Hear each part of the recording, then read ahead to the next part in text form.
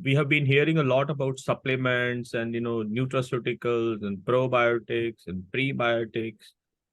And when we think of all this, we feel as if, just by eating these things, we are becoming very strong and, we will have best of the health.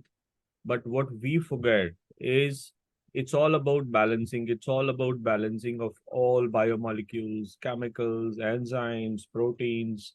And that's where, you need to actually test, where do you stand in terms of your microbiome, in terms of your molecular levels, before you just start popping, supplements. And that's something which we are going to talk today. Sushant has been doing a lot of research on this particular topic. Uh, so over to you, Sushant. I'm sure audience is going to love this because this is something which is we are seeing everywhere, but it's important to understand the science behind this. Yeah. Thank you, sir. Good morning, everyone. So, today we're going to talk about this supplement market, right? And also, I'm going to demystify a lot of these things. So, people may or may not like, right? But let's start with basics. So, by the name itself, supplements means supplementing. It means supplementing your nutrition, right?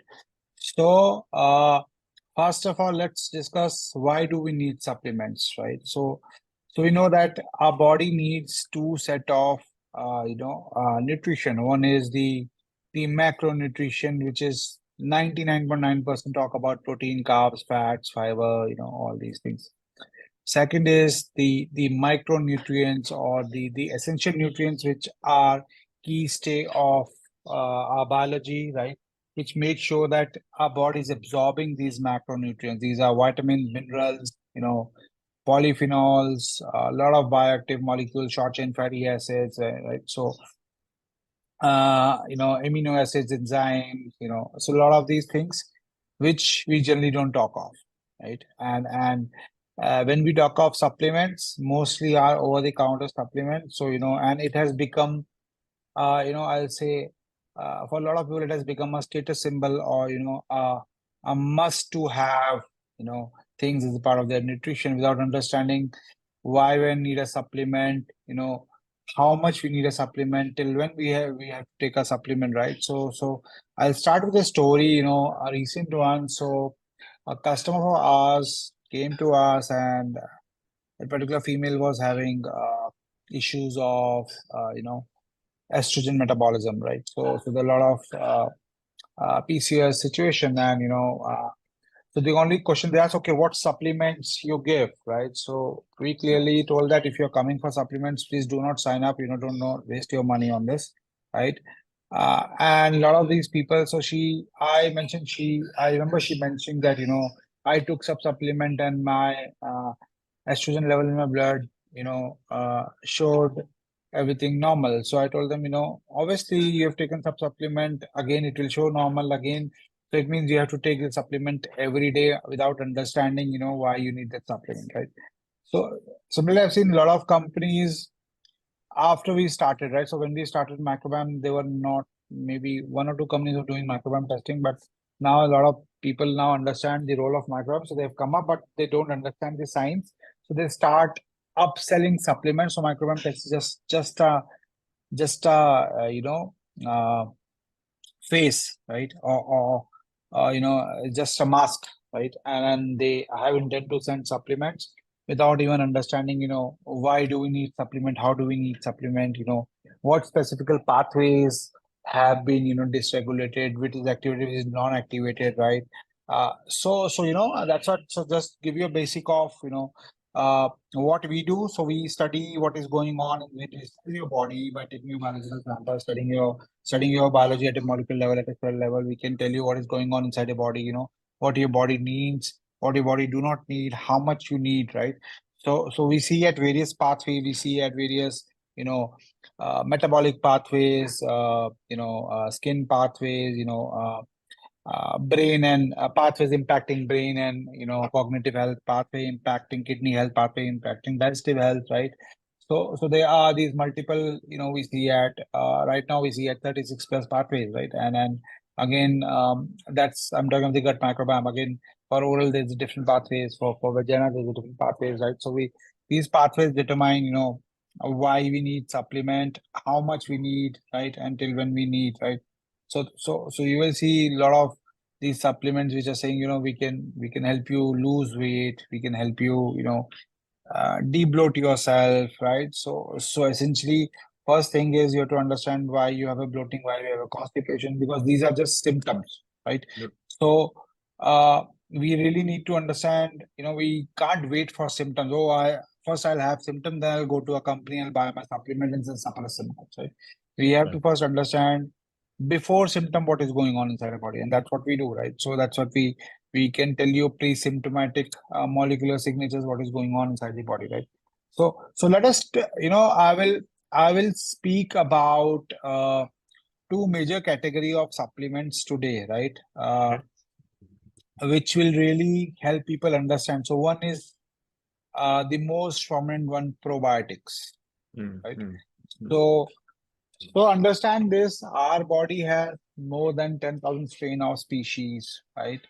And you know, it is not about what species they are, it is about what functions they're performing, how their genes are being expressed, how many genes are active, which genes are active, you know, how they, you know, activating certain pathways. It all determines, these all determine, you know, what kind of probiotic you should take.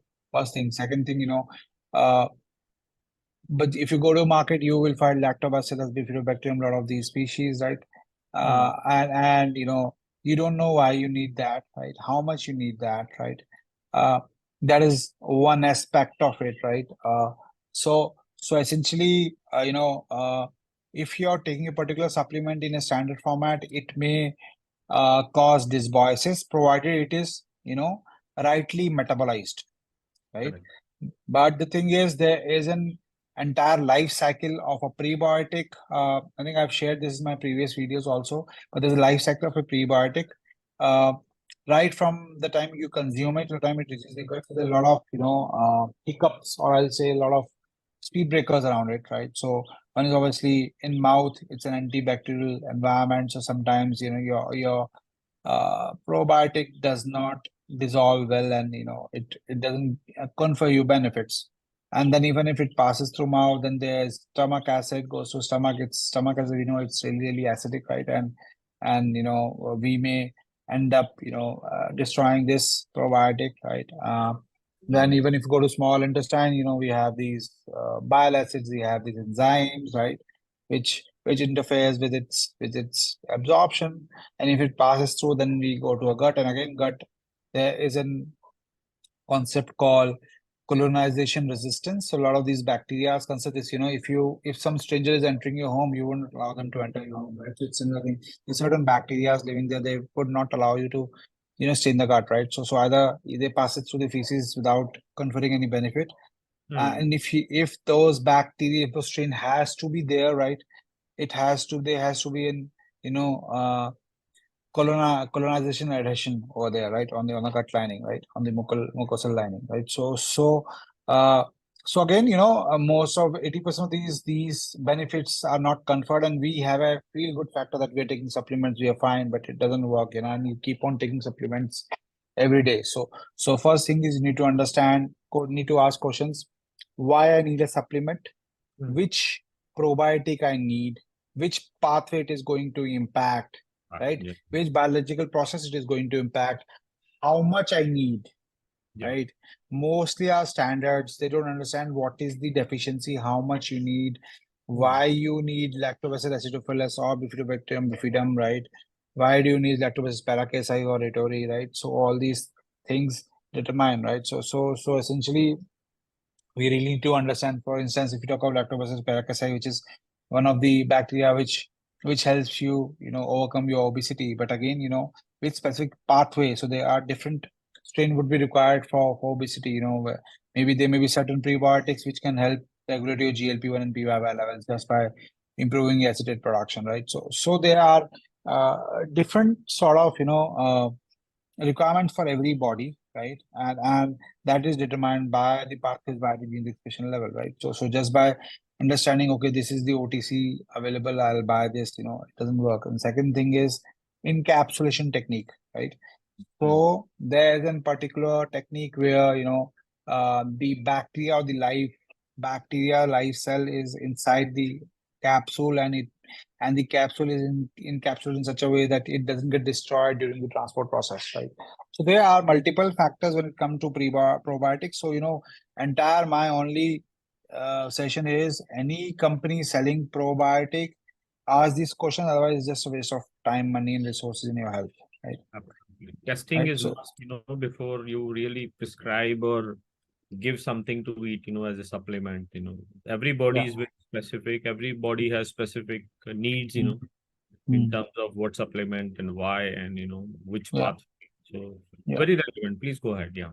Yeah. So also, when you talk of testing, so testing here, first of all, we are referring to a microbiome testing. We are referring to the molecular level things going on. And again, when it even comes to microbiome testing, except as every company in India is doing microbial DNA testing, which is just waste of money.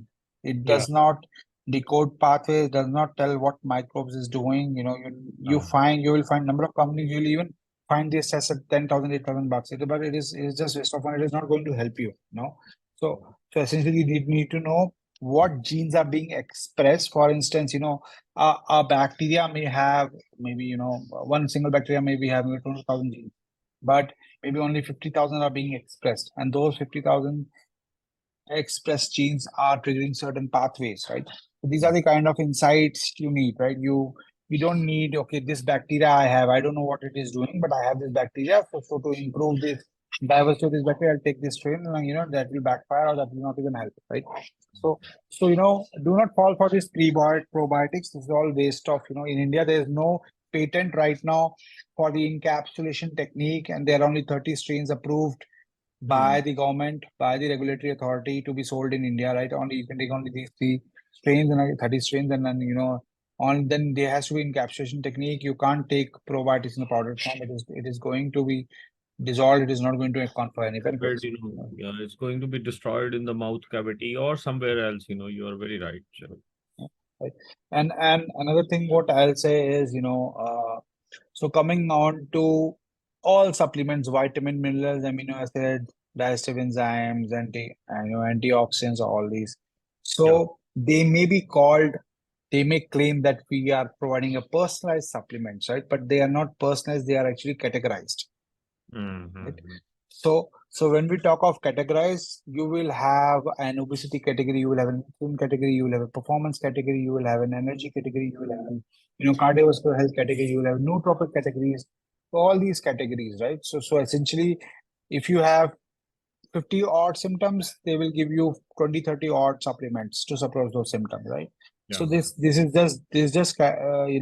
uh, first thing category. Second thing is, it is not precise for your biology, so it is over the counter. So you may overload your kidneys and liver with such chemicals and bioactive molecules, which is actually going to trigger inflammation, is going to cause host of other issues. Second thing is all these supplements, right?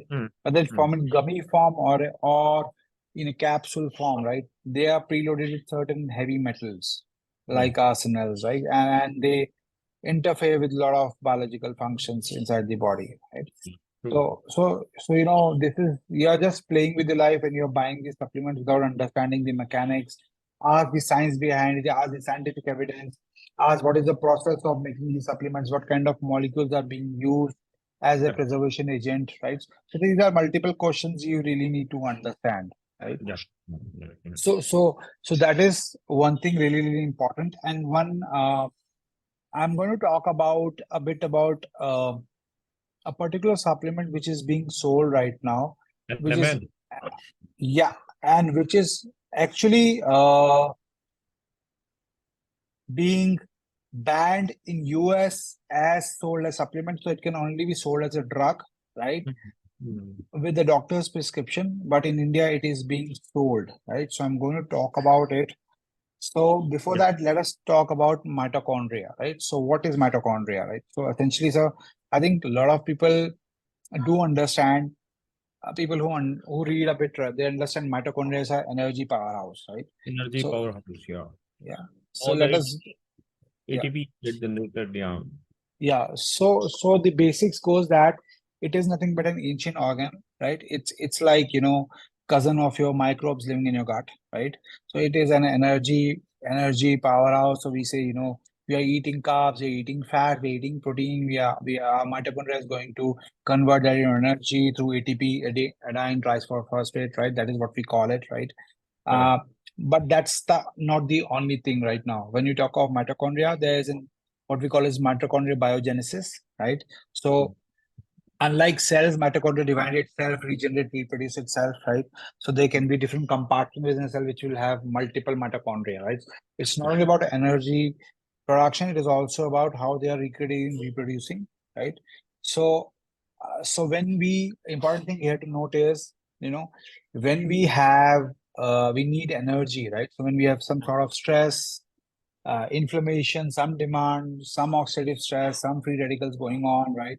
Correct. Because of maybe exercise, maybe a lot of lifestyle issues, a lot of inflammatory products consumed we have consumed, which is causing inflammation inside our bodies. So right, so we need sort of energy to counter that, and then we say, okay, let's have carbs and fats. But the mitochondria, these cells actually convert carbs and fats into ATP, which actually provides you energy, right? So, but the thing is, these sources of energy has to be transported to mitochondria before it is processed, metabolized, and oxidized, right? Absolutely. Yeah. And this transport mechanism or these transport catalysts, right, is very different for every individual, right? So let us understand this. So we'll talk about ATP, which is adenine triphosphate, right?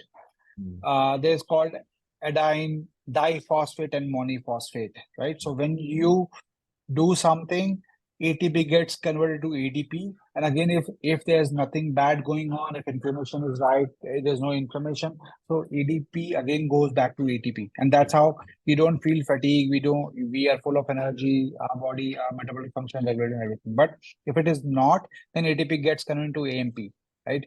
Which is the lowest level of energy, and that's why you have fatigue, right? So what we look at is the ratio of AMP to ATP, right?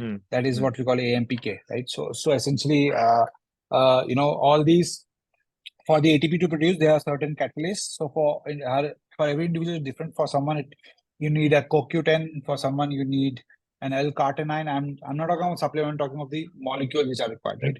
Yeah, Right. which are involved in the process. Absolutely. Someone needs vitamin B6, someone needs vitamin B12, someone needs niacin, someone needs alpha lipoic acid, ALA, someone needs polyphenols, right? Quercetin, curcumin. So it all depends upon how your body needs. So if you're, for instance, if you are taking a lot of fat sources, long chain fatty acids, probably you need L-carnitine, you need a lot of ammonia to do that, right? But not for everyone. So someone don't need that ammonia, right? And someone if you take a lot of L-carnitine, for instance, right, which is one of the sold supplements, right? So L-carnitine actually, it raises your choline levels, right? So it helps you feel good. It takes care of your brain health because we know we need acetylcholine for the brain and cognitive health, right? But if you're taking too much of L-carnitine, right, so it creates, dizziness, headache, a lot of these things, right? So you don't need so much of choline, right? And again, choline, when we know there's certain bacteria which can convert choline into TMAO, which is one of the biomarker for cardiovascular disease as well, right? So for every individual, there's a different molecule required, right? First, you need to understand is in case of activation of mitochondria, there's a specific genes called, there's a specific genes PGC1 alpha, right? Again, this genes has to be activated, which is called a master regulator of mitochondria. So it tells mitochondria to raise up to, occasion and give energy. At least for doing that, you need to activate PGC1 alpha. This is where these elements comes in, and that's where this NMN comes in, right? So we say we need anemia because NMN we need, it improves your mitochondrial biogenesis. It helps. It gives you more energy.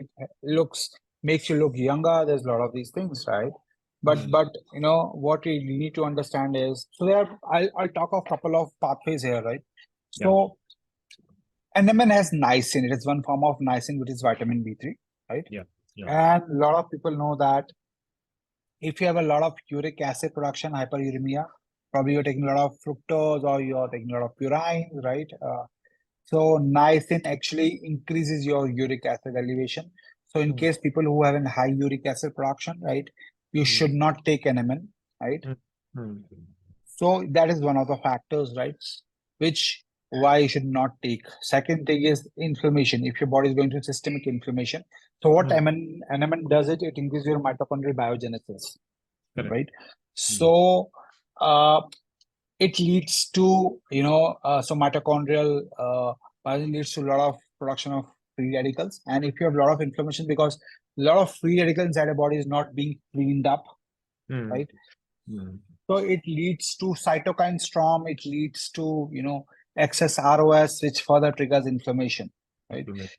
Similarly, cellular senescence. So NMN may not be required for everyone, right? So again, so for certain, certain thing what we require, in terms of, it's not always NMN, right? One thing is there's another molecule what we call is urosolic acid, right? Again, urosolic acid is something which activates your PGC1 alpha, right? And you always don't need supplements. So if you are looking, you're feeling fatigue and you don't know why it is, instead of going for NMN, try improve your urosolic acid. And how you do it? Have apple peels, have cranberries, have rosemary, oregano, thyme, peppermint, right? Prunes, right? These all are foods which are high in urosolic acid, right? Another thing is nicotine. Again, I'm not talking of smoking, right? So you find nicotine in various foods like potato, tomato, right? Like green pepper, like cauliflower, right? So there are a lot of these foods which have, nicotine, urosolic acid. So all these things can improve your pH. So the focus has to be how do we activate PGC1 alpha levels, right? That's what is going to drive your mitochondria. That's what will drive your energy. And for every individual, there will be a different way of activating PGC1 alpha. Obviously is, you should exercise a lot. You should exercise daily. A lot means 45 minutes, 1 hour daily exercise, right? But what specific molecules? It can be CoQ10, it can be L-carnitine, it can be B6, B3, B12, it can be ALA, alpha-lipoic acid. It can be certain polyphenols like quercetin, curcumin. It can be, a lot of herbs like I mentioned about, oregano, thyme, lavender, peppermint, right? Different foods, right? So essentially, there are different ways. You have to first understand what exactly my body needs, right, to activate this PGC1 alpha, right, rather than just blindly going for NMN. And NMN is actually, is banned in US. It's actually considered as a drug, right? So you need to see various pathways. So we look at 36 pathways when we are recommending you supplements. We do recommend you supplements. Which supplement you need, in what quantity you need, which vitamin, which mineral, which antioxidant, which amino acid, which prebiotic, probiotic. It runs through 20, it's very complex model. It runs through 36 biological pathways, right? So that determines how much you need and why you need, right, till when you need, right? So these are few things. I think these are, from a supplement perspective, this is something we should consider, right? So this is something which is very relevant, and you covered a lot of things. Particularly, one should not just use things blindly, particularly on supplements and probiotics and, use of NMN, which I have seen in couple of websites and WhatsApp groups, they are recommending and people are buying left and right rather than looking at their own condition, rather than knowing what's going on inside body. Maybe they already have some inflammation which can get aggravated, with the help of taking these mindless supplements. And another point, though you did talk about it, but I would like to re-emphasize, and you can re-emphasize on that, is we are moving towards an RNA company. We are now mapping functionality. We are looking at the gene expression level for the microbes. We are not looking at just the presence of that microbe in the body. Not only DNA. We are looking at what is getting expressed. So Yeah. So this is something So really kind of, yeah. I can share a bit about it. Probably it's we are soon going. We actually I never shared this, in terms of always sometimes I was semi-opaque about the Mm. sequencing technology we use because I think it gets too technical and we a Yeah. lot of people do not know. That's why I always talk about layman language, the functions, right? Right. So we decode the functions of the microbiome, we decode what they are producing, not which bacteria is there. That does not help, Yeah. The right? mere presence will not help. What Yeah. exactly they are expressing will help. Yeah. So that is for instance, I always take this example that you know uh, you have E. coli. E. coli can trigger lipopolysaccharides production, which is one of the biomarker for cardiovascular disease, for eye inflammation, for obesity, for type 2 diabetes, right? For chronic kidney disease, for non-alcoholic fatty liver disease, right? Yeah. Again, same bacteria can also give you vitamin B12 and vitamin K, right? Absolutely. So it all depends upon what they are doing, what kind of environment is inside your gut, what they are doing. Similarly, you know, uh, I was reading this yesterday that we know ammonia, right? Ammonia is a byproduct of a lot of amino acids. We discussed about L-carnitine just a while Yeah. back, right? Yeah. Mhm. So ammonia is one of the neurotoxin. It impacts your brain health. It is one of the toxins also involved in chronic kidney disease. But the ammonia produced in the mouth, right? It helps you overcome your dental caries, right? The tooth decay, right? Again, Mm. to some level, right? So actually, L-arginine and a lot of these glutamine, all these are converted by oral microbiome into urine, into ammonia, which actually suppresses some of these dental caries. But again, if it's too much of produce, it can lead to growth of P. gingivalis. That's something and that can actually do Mm. inflammation. So similarly, you have to see at different aspects. So what whether you have a bacteria or not, whether it Mm. is active or not, whether it is really producing ammonia or not, right? For Mm. instance, just for everyone to understand, when we talk of RNA, what happens is, so genes are static, right? Mm. So Mm. genes remain same. Your genes is a static blueprint. It tells about your characteristics, where you come from, what is your background, your family, your ancestry, a lot of these things. But when you talk of chronic disease, DNA doesn't have a role to play. So these are static. So when your genes is turned on, so turn on means your gene is expressed, right? It is copied into RNA molecule. RNA molecule it translates into protein, which perform the function. So it's DNA, RNA, protein function, right? And these functions can be, regulating your metabolic processes, your kidney functioning, your liver functioning, your blood sugar level, and a lot of these things, right? So what, Right. in simple words, if we look at, let me take an example of a very complex pathway we look at. So uric acid, right? So Yeah. uric acid, we look at bacterias which are involved in production of, metabolizing fructose and purines into urea, into uric acid, right? And so there are 464 bacteria, right? So we don't look at bacteria, we look at how what is how much of the genes expression by each bacteria, right? Mm. For Mm. instance, if a bacteria is expressing maybe 10,000 genes, right? So Mm. 10,000 to 464. So it is around 400,000, more than 400,000 genes expression, right? Which we Mm. look at overexpression or underexpression, right? And Mm. on that basis, we determine, okay, this is an overexpress, so it is going to, you know, make your immune cell trigger inflammation, lead to production of cytokines. It can lead to, uh, increase elevated uric acid, which can lead to gout, which can lead to arthritis, which can lead to type 2 diabetes, right?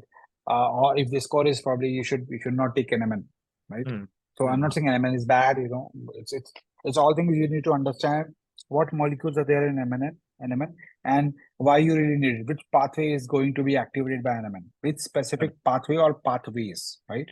Correct. So there can be multiple pathways. So essentially, the focus has to be on the expression of genes, the functions of the microbiome, right? Yeah. True. So similarly, every microbe may, depending upon the situation, may express from 10,000 to 100,000 genes, Mm. right? And Mm. and it can be underexpressed or overexpressed, right?